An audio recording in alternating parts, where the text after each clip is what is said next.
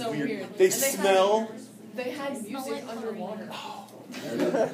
Yes. They had speakers That, underwater. I want one of those bowls. That was awesome. Can you actually understand it? Yeah. You can hear it. You can't hear it when you're above. When you're under, you That's can hear so it. fantastic. We're building one. What building was? I would just be happy if they put a above ground spa, huge one, Like for the faculty. So an indoor Okay, pool is too much, but mostly a because spa if the is- faculty members go in there, the last thing kids want to do is go, ain't going up there. I'm sorry, I was going to say something real. That's okay. I'm just going to move right along. All right. Now, this is where the fun really begins. Fun begins when you're doing it with a 3x3 matrix. I love that. Now, this is the technique that we use when we're doing anything. I'm sorry, back up for just a moment. Best part about a 2x2, I know the formula for how to find it. Worst part, it's the only one. For a 3x3 or a 4x4 or a 5x5, you get to go through the process. Okay? The most I would ever ask you to do is a 3x3. And it's because you can see how time-consuming it is.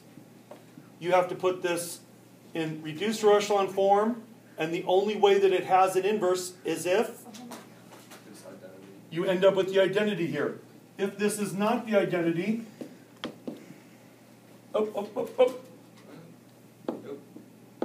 if this is not the identity, then this is not the inverse. Okay? If this is got a 0 here instead of a 1, it's not invertible. You might want to write this down.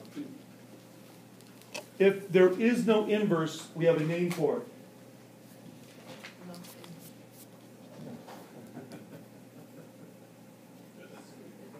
It's called you're single. You have no spouse. No, it's actually called singular. That's what they call it. It's called the singular matrix. It's not invertible. Don't know how being married would make you invertible, but when you're single, you're all by yourself with no inverse. Could you go to the top so I could see what it started at? Okay. That was a lot of work, huh? Is there any way to do the dashy line thing to plug in your calculator? No. Dashy line. The dashy line thing is really more for us. The calculator could care less. I need to know, though, that the results that I was looking for was one that the ... existed. So when I'm looking at a 3x6 in my calculator, I realize that the ones over here, the last 3 columns, were my 3 columns of my inverse. Yes? When doing the inverse, is there like an order in which you should... It's the same thing as always. No, I have problems doing that too.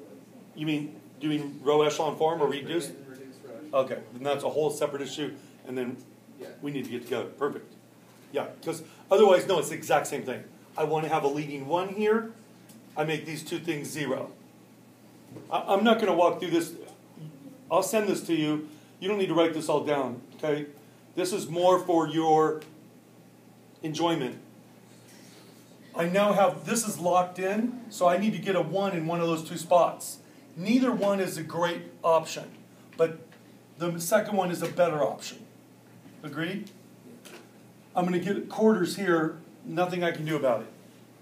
So, there's my leading 1. I need to make these 2 zeros by adding, I need to add the opposite of row 2, 2 times negative 2 and add it to row 1, 5 times row 2 and add it to row 3, and then I get these zeros. Wait, so you don't think you do it to the other side of the dash line? Oh no, it's as far as the matrix is concerned, it's 6 columns. So whatever I'm only really focusing on what's happening here, although when I do this was 5, 0, 5, negative 8. 5 times this is 5 fourths, plus that is negative 7 fourths. Yep. So, yeah, you're going to end up going the whole way over. Last column that I need to manipulate, I need to make this a 1. Oh, bummer. And I don't remember where I even got that matrix. but I obviously didn't care what I put in there because it surely didn't come out to really nice numbers, did it? Okay. So it looks to me like I need to make that is 1. Now I got to get this to 0 and that to 0, and I end up right here. Okay? Can you go back up to the top really quickly? I just want to see that at the very beginning. Now, if you ask it to do the inverse of this, it will put it in fraction form, which I really like. The calculator will automatically put it in fraction form for you.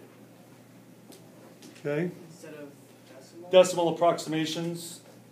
And that way I know if, I mean, they're always, by the way, they're always fractions. Sometimes they get really ugly, but they're always fractions.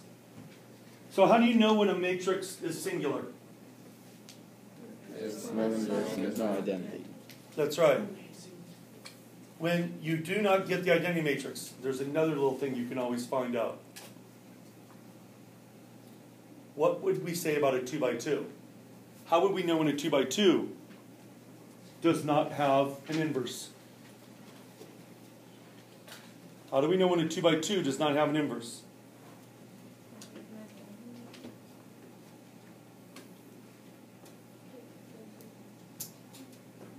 If what? That's right. If my determinant equals 0, this doesn't exist. And guess what? That translates through for all of them.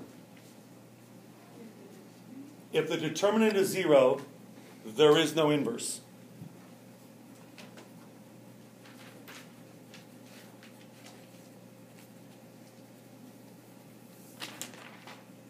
So what does that mean?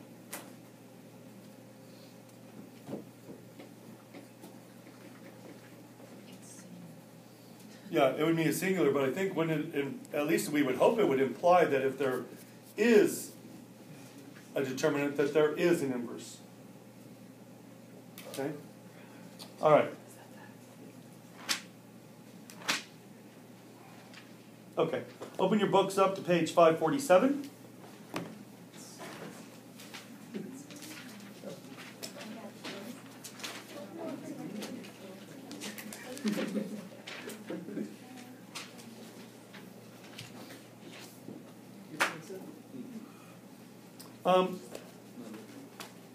I think I didn't give you a whole lot of these where they say use the calculator to do it.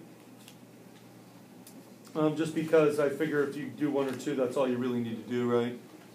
I mean, it's kind of ridiculous to make you do, all the odds there to just see if you can actually plug them in your calculator and go to the -1. I mean, if you can do it, you can do it. Whenever you're given a 2 by 2 matrix, you can always use the shortcut method. I do. There's only 2 times where I will expect you could go through the long process. 1, if I ask you to do a 3 by 3 manually. This would obviously be the non-calculator part of the exam. True? The only other time is if I ask you to derive the formula for a 2 by 2. Those are the only 2 times where you're going to actually have to go through this long process. Okay? So deriving the 2 by 2 and being able to find the inverse of a 3 by 3 manually. Now, take a look at number 47. I don't even remember if I gave it to you on your homework. But these kind of problems are great problems. Less on 7.5. I'm on page 7.6. We already talked about 7.5. Okay. Page 548. Use the matrix, inverse matrix found in exercise 28 and the matrix capability of the graphing utility to to solve the system of linear equations. Well, okay.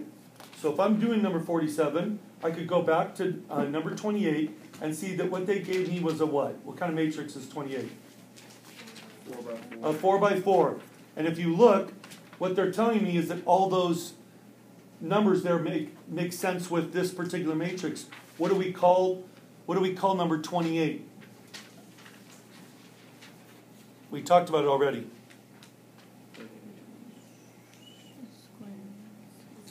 It's square, but it has a name. Remember what we talked about when we broke up the system in a certain way?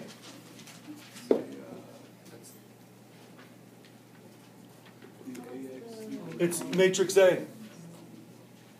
What's matrix B? What's matrix B? It's the constants on the far right, correct?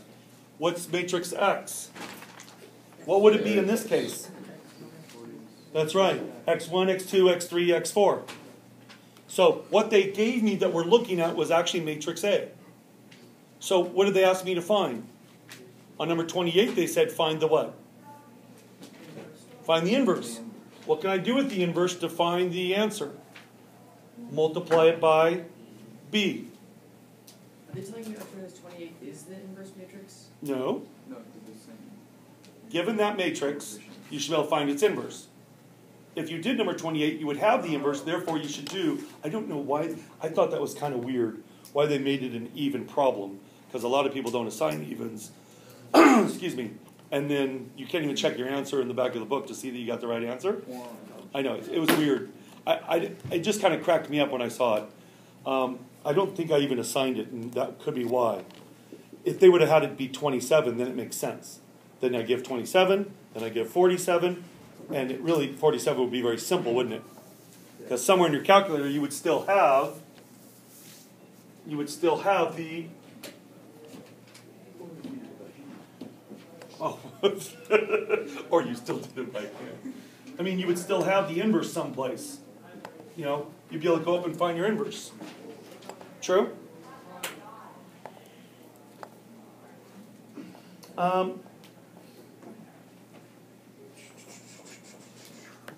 At this point, you have two techniques of how to use matrices to solve systems of equations. Two major types. One is putting it in reduced row echelon form or row echelon form. Which one do we usually choose to do? Reduced row echelon form. When do we do row echelon form? When we have to. When you tell me that I have to. The only time when we use anything like that is when we had a situation where there was an infinite number of solutions and I had to do back substitution. That was a bummer, but that was a requirement in that case. But I don't choose to do row echelon form myself. I will always go to reduced row echelon form. It's almost the exact same amount of work. Now we know a technique using the inverse. Okay? Any questions? Okay. So your homework is, slow, a little slow. Your homework is to make sure you finish up through section 6.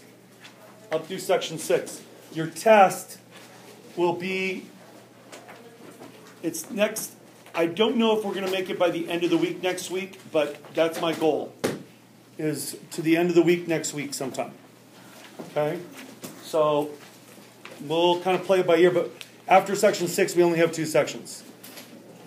Okay? And the determinant one is a little bit of some tricky computation, but again, the sophistication of this chapter is nowhere near the, I guess I would call it the abstractness and the weirdness of vectors and the trig form of complex numbers. So much, much, much more accessible. We have assembly, right? Chapel? If you're like any parting words. God bless you. I love you, Chen. Was this Matt? Oh. Hi, Matt. Is it? Play well. Have fun. Drink a leg.